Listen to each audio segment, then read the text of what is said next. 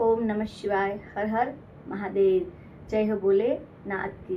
भगवान विष्णु की जय हो। सोमवती अमावस्या की जय हो।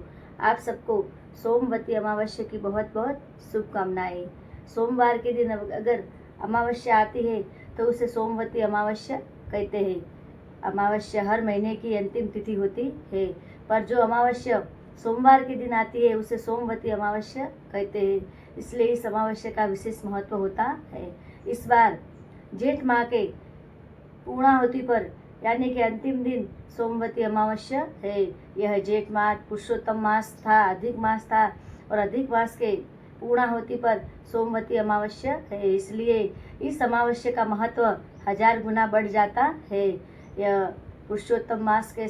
पुरुषोत्तम मास में हम भगवान विष्णु की पूजा करते हैं और अमावस्या के दिन महादेव की पूजा करते हैं।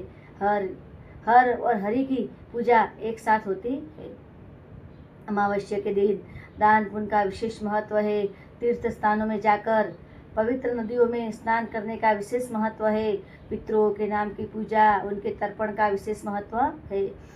अमावस्या के दिन पवित्र नदियों में जाकर स्नान करने पर हमें मोक्ष की प्राप्ति होती है। अगर हम नदियों में स्नान करने नहीं जा पाते तो घर पर भी अगर हमारे पास गंगा जल उपलब्ध है तो नहाने के पानी में डालकर सुबह जल्दी उठकर बिना बोले मन में भगवान का उच्चारण करते हुए हम स्नान कर सकते हैं। तो हमें जो पुण्य फल तीर्थों में स्नान करने पर प्राप्त होता है वही पुण्य फल घर पर भी प्राप्त हो सकता है। शुद्ध मन से, पवित्र मन से स्नान करें तो हमें वही पुण्य फल की प्राप्ति होती है। हो सके तो पवित्र नदियों में जाकर स्नान करें। अगर नहीं हो पाता तो घर पर भी आप स्नान कर सकते हो।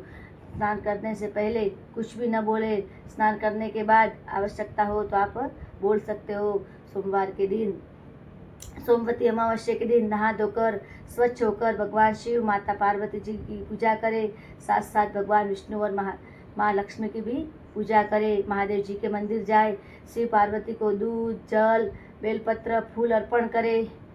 उनको धूप दीप नैवेद्य मिष्टान अर्पण करें। साथ साथ पीपल की भी पूजा करें। पीपल को दूध जल अर्पण करें। पीपल की परिक्रमा लगाए।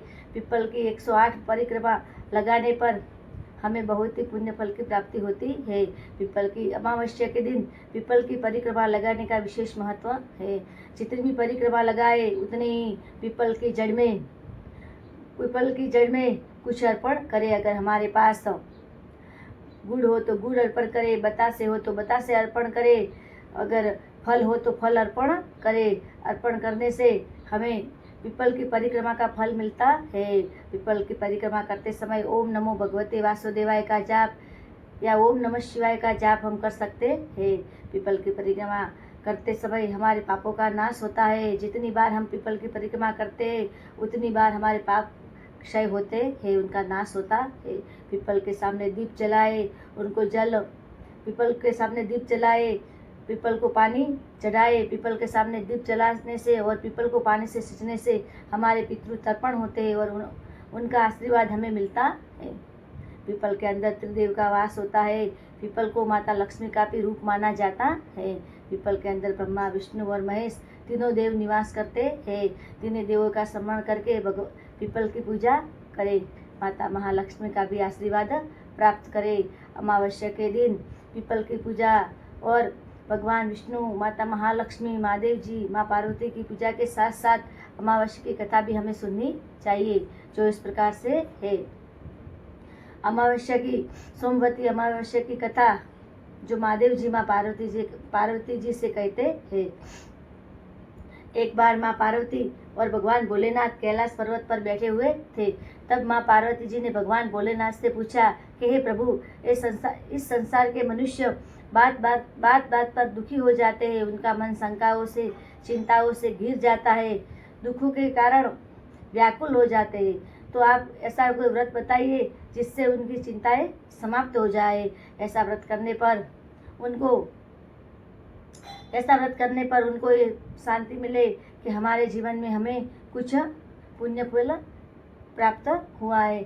तब भगवान भोलेनाथ बोले कि जो भी मनुष्य सोमवार के दिन अमावस्या तिथि आती है उसी दिन मेरे मंदिर में जाकर, यानी कि महादेव के मंदिर में जाकर माँ पार्वती और भगवान भोलेनाथ की पूजा करता है, साथ साथ पीपल के वृक्ष की पूजा करके उसको जल चढ़ाता है, तो उसके सभी प्रकार के कष्ट दूर होते हैं, उसे अखंड सौभाग्य की प्राप्ति होती है, उसे सुख शांति की प्राप्ति होती है, संतान की प्राप्ति होती है, उसके जीवन में कोई कलह रहता है नहीं, उसकी सारी बाधाएं दूर होती है। जब माता पार्वती को भगवान भोलेनाथ ने यह बताया, तब माँ पार्वती ने मन में सोचा कि क्यों मैं भी सोमवती अमावस्या का व्रत क्यों न करूं। तब माँ ने मनोमन निर्णय लिया और वह मृत्युलोक में आई। पृथ्वीलोक में आने के बाद उन्होंने एक साधारण स्त्री का रूप लिया और एक नदी के किनारे जाकर खड़ी रही। वहां जाकर देखा कि नदी के किनारे एक पीपल का वृक्ष है, तो माता ने नदी के अंदर स्नान किया और वहां से जाकर पानी ले जाकर पीपल के वृक्ष की पूजा की। 108 बार सूतर के धागे से पीपल की परिक्रमा लगाई। माता जी एक साधारण स्त्री के रूप में थी, उनके पास ज़्यादा कोई पूजा की सामग्री थी नहीं, तो आसपास से जाकर उन्होंने घास फल फूल लाए और पीपल की जड़ में अर्पण किए। वहाँ नदी के किनारे कंकड़ पड़े थे, माता पीपल की प्रदक्षिणा करती रही और एक एक कंकड़ वहाँ पीपल की जड़ में रखती रही। परिक्रमा करते समय ओम नमो भगवते वासुदेवाय का जाप भी करते रही। माँ पार्वती ने 108 बार परिक्रमा लगाई और एक एक कंकड़ पीपल के वृक्ष में अर्पण करती रही। जब 108 बार परिक्रमा लगाकर माँ पीपल के सामने बैठकर प्रार्थना करने लगी, तो वहाँ एक चमत्कार हुआ। स्वयं भगवान विष्णु प्रकट हुए। माता जी ने जितने भी वो कंकड़ फल फूल चढ़ाए थे, सब सोना मोहर और सोने के सिक्के बन गए। भगवान विष्णु ने माँ पार्वती को आशीर्वाद दिया, हे देवी, आप सदैव अखंड सौभाग्यवती रहेगी और आपके जीवन में कोई कलह नहीं रहेगा। तब माँ पार्वती ने कहा, हे भगवान, ये व्रत तो मैंने मनुष्य के श्रद्धा और भावना के लिए किया है कि जो भी मनुष्य सोमवती अमावस्या के श्रद्धापूर्वक पीपल की पूजा करेगा, आपकी महालक्ष्मी की और महादेव जी की और मेरी पूजा करेगा, उसकी सभी मनोकामनाएं पूर्ण होगी। सोमवती अमावस्या का व्रत मनुष्य के जीवन के सभी दुख दारिद्र्य दूर करने वाला है। आपके आशीर्वाद से संसार के सभी जीव सुखी हो गए। भगवान विष्णु अदृश्य हो गए और माँ पार्वती वापस कैलाश पर्वत पर आ गई। वहां आकर माँ पार्वती ने पूरी कथा महादेव जी को सुनाई और कहा कि हे प्रभु, इस संसार में आज से जो भी मनुष्य इस सोमवती अमावस्या का व्रत करेगा और आज से ही सोमवती अमावस्या का व्रत संसार में प्रारंभ होगा। इस व्रत करने पर मनुष्य के सभी प्रकार के दुख शोक संताप दूर हो गए, उसकी सारी मनोकामना पूर्ण होगी। जो भी स्त्री सोमवती अमावस्या का व्रत करेगी, उसका सौभाग्य अखंड रहेगा, उसके घर के पितरों की तृप्ति होगी, उसके जीवन के सारे दुख दारिद्र्य दूर हो गए। तो सभी मनुष्य को सोमवती अमावस्या का व्रत अवश्य करना चाहिए। माता पार्वती भगवान भोलेनाथ की पूजा करनी चाहिए, पीपल के वृक्ष की पूजा करके उसके आशीर्वाद प्राप्त करने चाहिए। पीपल के वृक्ष की पूजा करके जो पितृ हुए उनके आशीर्वाद भी प्राप्त करने चाहिए। आप सभी को सोमवती अमावस्या की बहुत बहुत शुभकामनाएं। इस बार सोमवती अमावस्या पुरुषोत्तम मास के पूर्णाहुति पर है, इसलिए इस अमावस्या का विशेष महत्व है। अमावस्या के दिन दान पुण्य करे, गाय को गुड़ खिलाए, भगवत स्मरण करे, ओम नमो भगवते वासुदेवाय का जाप करे, ओम नमः शिवाय का जाप करे, महादेव जी के मंदिर जाए और पूरे दिन भक्तिमय प्रसार करे।